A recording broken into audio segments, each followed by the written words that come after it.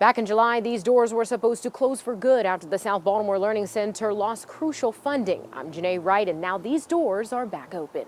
After being open for 35 years, the SBLC lost majority of its funding sources, like donations and grant funding from the city, state, and federal levels, and also private donors. We're at a place where it was looking kind of grim, actually, unfortunately, but nonetheless, we were able to turn it around and recover it to bring the services back. But while the program was shut down for 2 months, Melissa Smith, the executive director, was working nonstop to get the funding needed to reopen. Funds were reinstated. Right? And then the state actually pushed our funding source through. Everything was approved.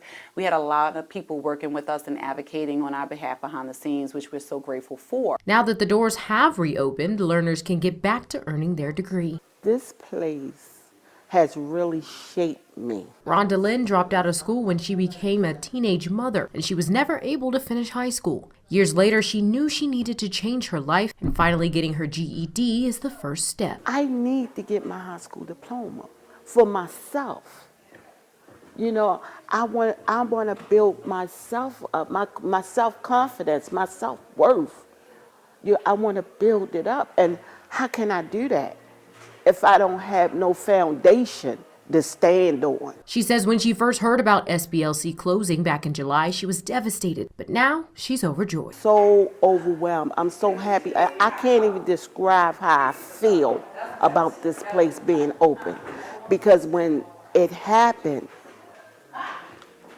felt like the bottom fell out of me. Lynn says she has 2 more exams to take before getting her certificate next July. Smith says stories like Lynn's are why it's important to keep the program alive. We rely heavily on foundations. We rely on corporations. We rely heavily on individuals to be able to choose us as a preferred charity.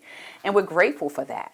But we're not in the clear yet. Although the program was able to reopen, Smith says they're still going to need financial support to keep things running for another 35 years. Janae Wright, WMAR 2 News.